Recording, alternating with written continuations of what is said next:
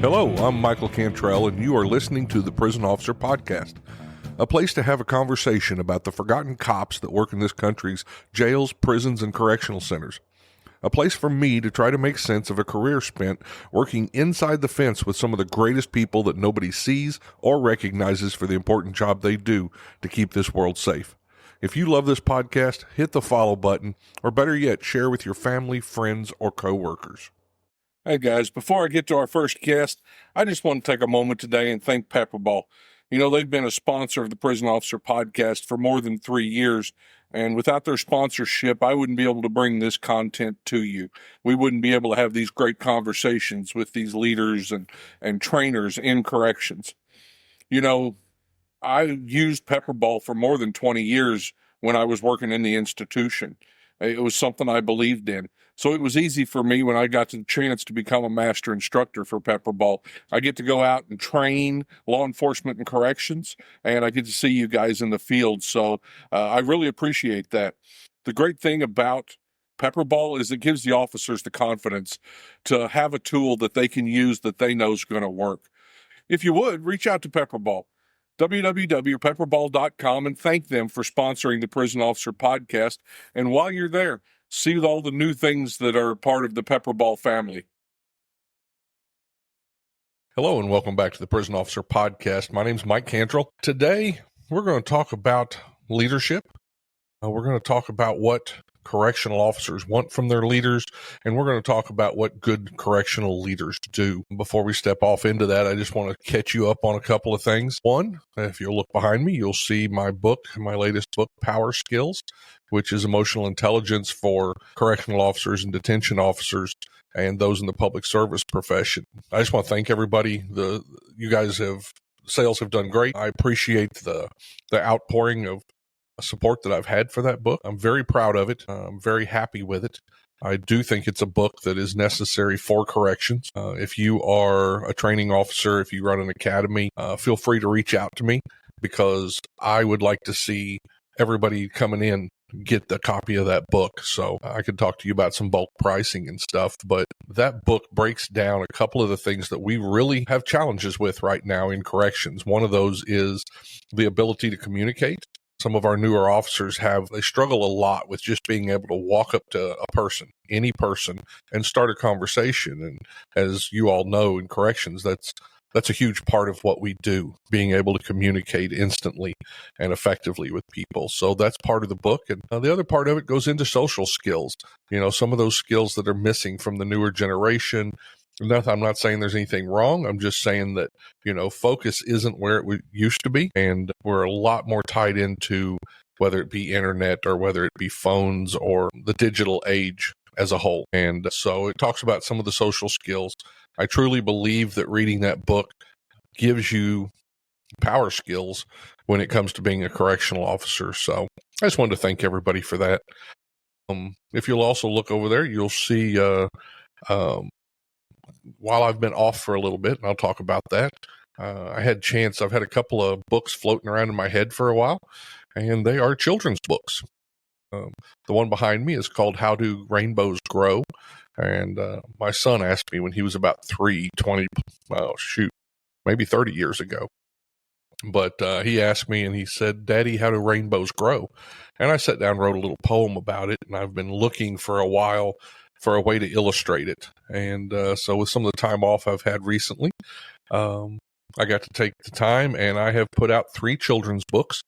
So if you have children, if you'd like to check those out, probably the easiest way, you can look them up on Amazon, and it is How Do Rainbows Grow is one of them. Sky School is another one, and Grandma's Cloud Parade is the other one. The easier way to find it might be to go to my writing page, and that is Cantrell Writes, all one word, cantrellwrites.com. And you can go there and you can see all my books.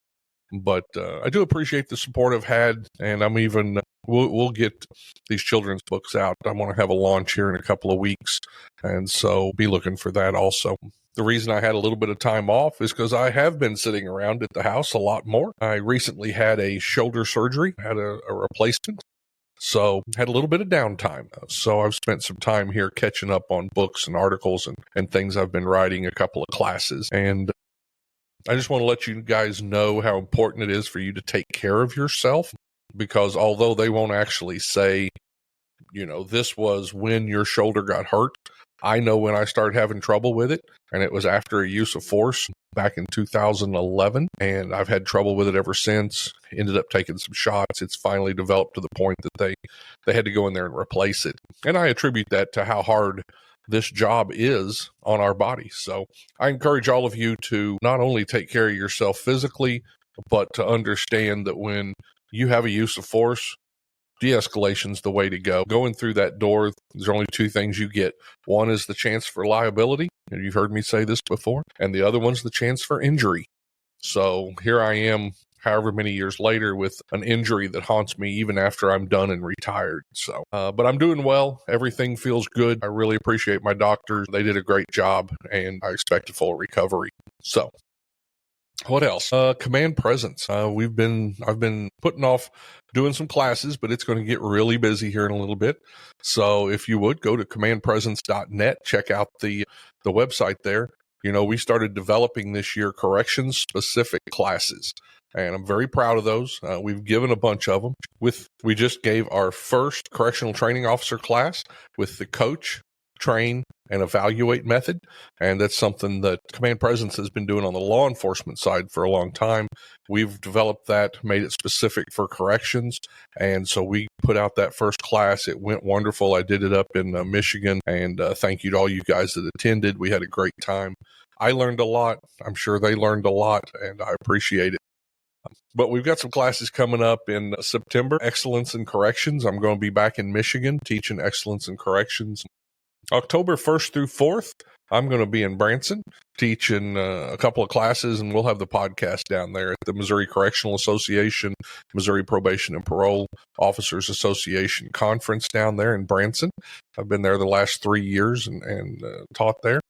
October, I will go to New Mexico and go to the Southwest Public Safety and Corrections Conference down there.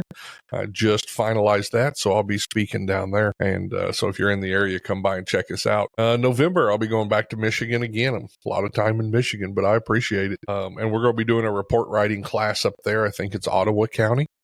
So get on the website and check that out. And then in January, I've already got one scheduled for New Mexico, and I'm going to be down there teaching excellence for corrections. So get on the Command Presence website, check out those upcoming classes. I'd love to see you there. Let me know where you heard about it, because it's so interesting and fun when I get into class and people go, hey, I heard about this and I listened to your podcast, and that feels good. It truly does. I'm glad there's people out there that get so much out of this podcast. So I think that's about it, just catching everything up. So one of the questions I get asked often is, what do correctional officers want from a leader? Now, usually in class, and we'll go over some of this, you go to a leadership class and they say, what was the best quality of your favorite leader? But when I talk about what correctional officers want from a leader, I've kind of narrowed it down to three things. Okay. The first one, correctional officers want supervisors or leaders that are knowledgeable about their job, that are knowledgeable about policy, that are knowledgeable about case law, that are knowledgeable about their shift and who works on their shift. Okay. That's what they're looking for. They're looking for that person with the knowledge to take them down the road safely, avoiding liability, avoiding injury. That's one of the first things we look for. The second thing that we look for is a supervisor or a leader who is willing. Okay, now what does that mean that they're willing?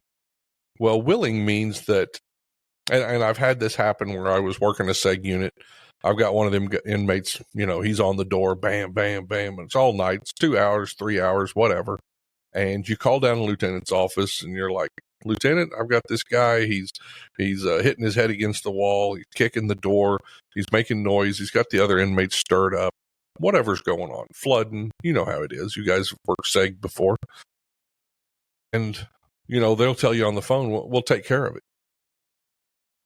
I don't have all the tools here to take care of it. That's why I have a supervisor. But you have those supervisors who have moved into a position and they're not comfortable with what their role is. And they're not willing to step up when it's time. And that's what I mean by a supervisor or a leader that's willing. It also means a supervisor or leader that is willing to step in front. You know, one of the things that I didn't know I was going to be, but it turned out to be a large part of my career as a lieutenant and as a captain, I was a shield for my officers. I deflected a lot of stuff, and that's not just from inmates. I also deflected a lot of stuff from an administration who was unreasonable or that was so micromanaging that they didn't allow mistakes. And so is that lieutenant, is that supervisor, is that leader willing to step up and be a shield for their staff? That means so much. Staff recognize that quickly, whether or not it's there or whether it's not there. The person who, and I've had these supervisors, when the shit hits the fan or something kicks off, you turn around and look, and all of a sudden they're gone. They're out the door. They're back in the office. That is not what people want out of a supervisor.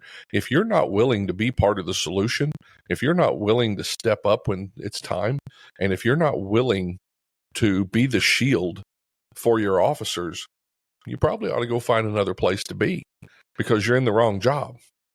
So the second one is, first is knowledgeable, and second is, are they willing? And the third thing that I've decided, now this is all me, but the third thing I've decided is, do I have a leader or a supervisor who has the courage to act? The knowledge to act, the willingness to act, and then the courage to act. And one of the questions I get is, isn't willing to act and courage to act the same thing? And no, it's not. I know people who have come into this job, they've taken an oath to do this job, but when it comes time to act, they're hesitant. They don't have it within them to step forward. They don't have it within them to charge forward towards the gunfire. Not literally, but figuratively. They don't have the courage to stand up when it's time to be a shield for your people. So when I look at willingness and when I look at courage, they are two different things. They may be willing to do it. They may have trained their whole life, and I have seen it. I have seen people who you thought were going to be the person who jumped in there and solved this problem, but when the shit hits the fan, when push comes to shove, they don't have what it takes, and there's nothing more disappointing. So when people ask me, what do officers want out of their supervisors? What do they want out of their leaders? That's my answer. We're looking for someone who has the knowledge to act. We're looking for someone who has a willingness to act. And then finally, and you may not find this out until you're put in that situation, I'm looking for someone who has the courage to act. So that's where I believe most correctional staff are looking to those supervisors for. So as a supervisor, take a little inventory. Go step in front of the mirror. Take a little self-assessment. Do you fit those categories? Are you ready? Have you trained? Have you studied? Are you knowledgeable?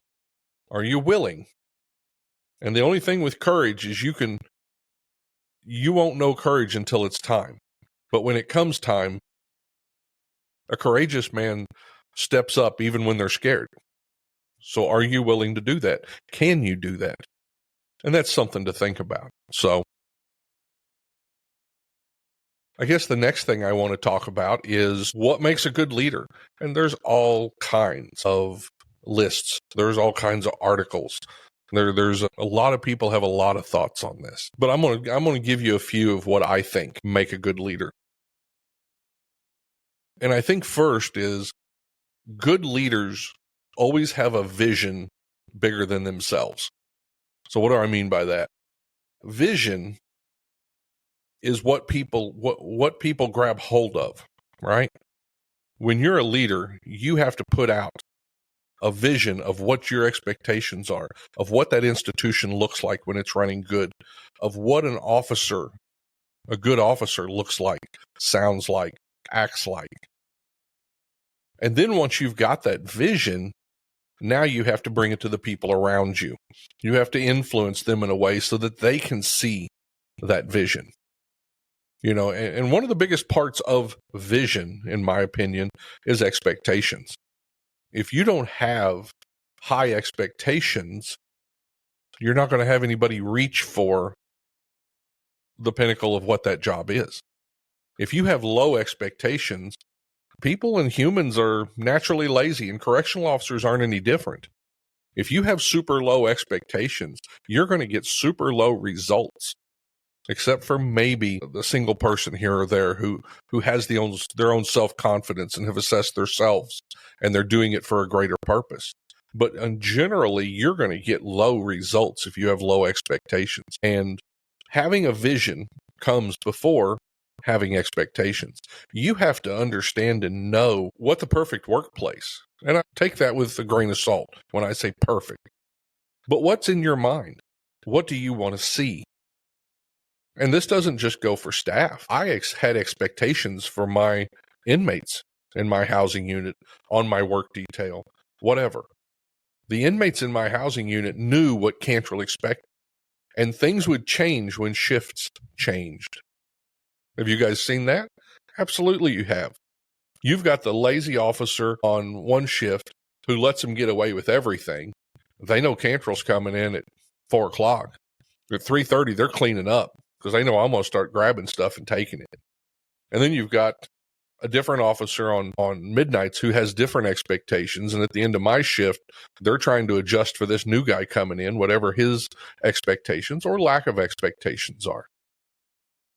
But I saw that with my own eyes. My expectations set the level of work, how my housing unit looked, how my inmates behaved. Your expectations mean everything.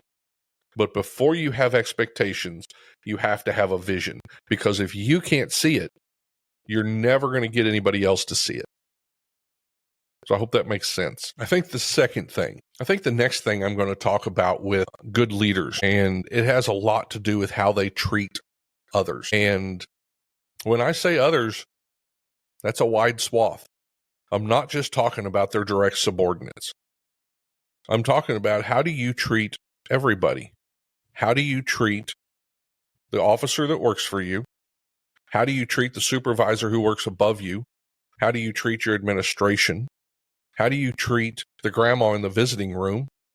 How do you treat the inmate in the housing unit? You can't be a different person every day and expect people to follow you. They need to know who they're following. And how you treat people is probably one of the biggest clues to what's inside a person, right? Nobody wants to follow somebody that they don't like. Nobody wants to follow somebody that is mean or vengeful or vindictive. And if they do want to follow someone like that, we need to take a look at the follower also. But people will usually rise to the occasion when they see someone who treats others right, when they see someone who has a positive attitude, when they see someone who goes into work to fix things, to make things better, right? We all want to get behind that person. I want to know that person. I want to work for that person. I want to be influenced by that person. I want to be mentored by that person. And as a supervisor, once people see how you treat others, right? Once they see how you treat others, that will dictate how they treat others. Once again, it's, all of this is culture. You want to set culture, it starts with you. You don't like the culture where you're at, look in the mirror. We are, I guess I should say, we are all an example. Whether we're a bad example or a good example, that's the difference. So how you treat others matters. You have a problem with recruitment, you have a problem with retention, Look at how you treat others. Look at how your other supervisors treat others. Look at how your administration treats others. When someone comes to you to talk or have a question, do you actually listen? Do you look up from the computer? Are you hearing what they're saying? People know if you're blowing them off. And if you're blowing them off, why would you expect them to care too much about what you have to say? You don't care what they have to say. Something to think about. I think good leaders share the workload. Now, some leaders take this too far. Some don't take it far enough. But sharing the workload doesn't mean that you have to go do what the officers are doing. That they don't expect that. Matter of fact, I had a warden, and I forget if it was once a week or once a month, but whenever it was, he would go work a day in the segregation unit with the officers. And this was his way of showing, that he was part of it, that he cared, that he understood, and that he worked as hard as they did. Well, what he did was, number one, he didn't know his job because he didn't work down there. He made life harder. Everybody was on edge because he wasn't down there as another officer or another supervisor. He was down there as an administrator. The inmates had direct access to the administrator throughout the day, which isn't conducive to the way our communication system works. I'm not saying they shouldn't be able to talk to them, but they shouldn't be able to talk to them in the same manner as they do an officer. They should have to take their issues through the channels. I believe that. I believe in a chain of command. Now, not everybody believes in a chain of command. I do talk to some millennials these days. I did a little article that talked about a millennial I talked to who said that she believed in a horizontal chain of command. Even though she didn't really understand what that meant, she thought she should be able to talk to anybody in the institution about anything. Unless you've given your supervisor the chance to fix the problem and their supervisor the chance to fix the problem, it's not fair to the people you work with. That's why I believe in a chain of command. And that warden would go down there and work seg unit. He was going directly past the chain of command. He was going over people. And I didn't enjoy it. I know the officers who worked there didn't enjoy it. We didn't look forward to it. Matter of fact, after a while, you would see sick leave go up on the days that he was scheduled to go down there and work because nobody wanted to be a part of that circus. When I say share the workload, that's not what I'm talking about. They want to know that you're putting in the work. But they want to know that you're putting in your work, your part of the workload, that you're trying to do what a supervisor or an administrator should be doing to make their job safe and what they do effective, to provide them with the tools that they need. That's what they're looking for when I say share the workload. They want to know that you're up there supporting them at the same level that they're down here working. Doesn't mean we want you working with us, so don't take that wrong. But whatever your job is, do it to the best of your ability. And do it to make the institution better. Do it to make your job easier for those below you. And if you do that, you can't lose. Leaders don't let discouragement become the culture. And in corrections, that's easy to do. It's easy to get discouraged. It's hard to see what we do, whether or not it's effective. It's hard to see whether or not the job we do actually changes something. So it's easy to get discouraged. And good leaders or great leaders don't let that discouragement grow. They have to be the people who come in and find a reason, not only for themselves, which everybody should do, but to find a reason for everybody else in the institution also. Why are we here? What is the job we do? Why is it important? I had Dave Grossman on podcast a few episodes back, and he talked about the fact that we're sheepdogs. We watch the flock and we protect the flock. You only see that when the wolves show up, right? That's the only time you know that the sheepdog's there and that he's working, is when the wolves show up. But the fact that the flock is safe is a sign of that it's working. That's something that we miss in corrections quite a bit. If you went home tonight and didn't see crime on the streets and didn't see anybody getting carjacked or robbed or mugged or whatever, what you're doing works. What you're doing is keeping a system strong, our justice system, and that's what corrections is. Whether you're in a jail, whether you're in a detention center, or whether you're in a prison, we are part of that justice system. The judges, the law enforcement, they do their part. And after that, it's time for us to do our part. And it's an integral part of that system. If we don't do it and we don't do it well, it falls apart. And right now, we have a lot of things to work on.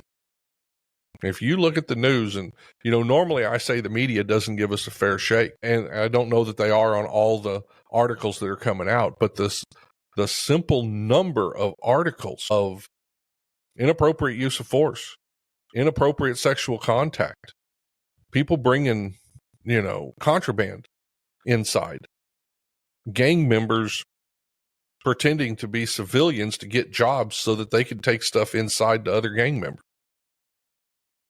people selling their soul for $5,000 or $10,000 to bring a lunchbox full of cell phones in. It's something I can't imagine, but it's going on, and it's going on at a level that is more than I've seen.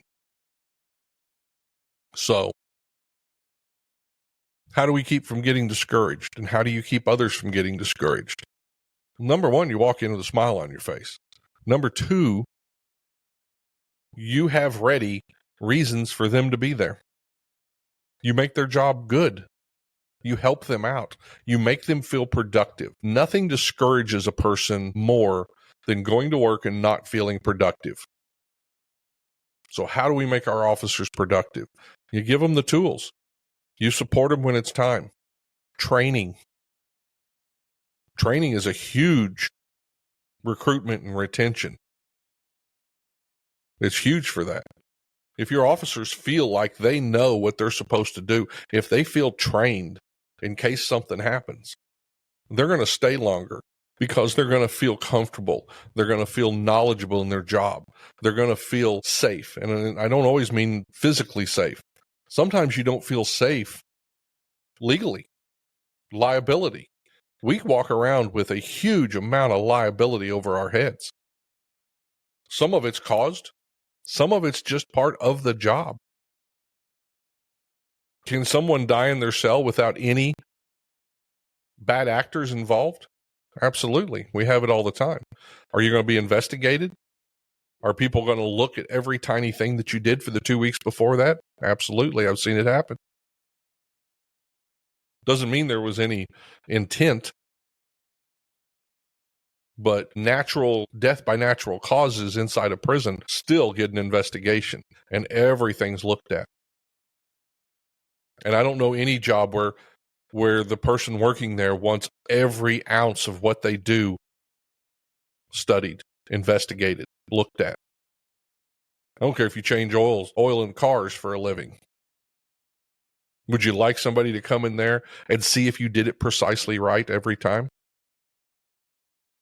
So that's what we live with. It's not only the safety of physical, but sometimes it's the safety from liability, the safety provided by the agency for us to do what we do. And I think the final one that I'll talk about, what makes good leaders. And not everybody's going to agree with me on this, but I think it's necessary. It's been necessary in my career. And that's humor. When you have someone who has no humor and does not know how to laugh, and I don't always mean dark humor. We do that. That's part of what we do. It's how we deal with some stuff. But you've got to find the happiness in life. You've got to find the humor in life. And I don't mean making fun of other people. I don't mean being inappropriate. I just mean enjoying life. Enjoying the people you work with. Enjoying the job you do. Sometimes that takes a while. But I do know that every day I get on Facebook and I run through the deals, and I almost every day run across a retiree. And they'll say something about, been retired 5 years. Don't miss the place, but I miss the people. And that's absolutely the truth. We do miss the people. And when I think back, I don't remember the bad. I remember the jokes. I remember the kidding each other. I remember the fun. I remember the good times. That's what you're going to remember. So I think as a leader, you have to have that humor. I think humor does so much. We talked about discouragement. Humor does so much to prevent discouragement. Now, I don't think anybody wants their warden walking through telling dad jokes all the time. But you've got to have some humor. You've got to be able to smile. You've got to be able to enjoy things in order to be a good leader. And sometimes that enjoyment might be people, friends on the outside, family on the outside. Do people enjoy being around you? Not just at work.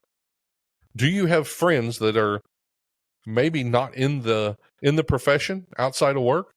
That's a plus. It absolutely is. Do your family enjoy having you at home? Have you asked them? Sometimes we're a bear. We come home and we are a bear to live with. So keep that humor. Learn to enjoy life. I think that's infectious. I think it's something that all the officers grab hold of too. All the supervisors grab hold to. So, anyway, that's my opinion. That's my podcast for this week. I hope all of you have a great week. I hope you stay safe inside. Look out for each other. If you see someone who seems like they're a little off this week, walk by and say, hey, how you doing? Are you feeling okay? And then stop a minute and listen. That's the number one thing you can do for each other inside that prison, inside that jail, wherever it is you work. I hope you guys have a great day. Be safe out there. Hey, before we go, I'd like to take a minute to thank one of our sponsors. Omni Real-Time Locating System is a company I've been working closely with for years. I'm proud to be a part of this innovative team that's developed the best real-time locating system on the market today for your jail or prison. Omni's PREA-compliant real-time monitoring technology is the very best way to track and record your inmates' locations, their movements, their interactions throughout every square inch of your correctional facility. Imagine getting an alarm the second an escape happens, or an alert that lets you know when an inmate's heart rate drops below a set level. To learn more about Omni, go to www.omnirtls.com. That's omnirtls.com. Or you can click on today's show notes to get in the information guide. Omni Real-Time Locating System is a powerful tool specifically designed for the modern correctional professional. If you haven't done so, please take a moment to like my podcast, or better yet, hit the subscribe button so that you'll be notified when the next episode comes out. Thanks for listening, and let's be safe out there. If you enjoy these podcasts, the best way to support the Prisoner Officer Podcast is to share these episodes with your friends or family on social media. Let me invite you to visit www.theprisonofficer.com. If you haven't already, check out the Prison Officer Podcast on Facebook and click that little follow button. Or leave us a message, or better yet, leave us a review. And if you're listening to us on Apple Podcast, Google, or Spotify, please click the subscribe button. Till next time, I'm Mike Cantrell. Watch your back, and please take care of each other out there behind those walls.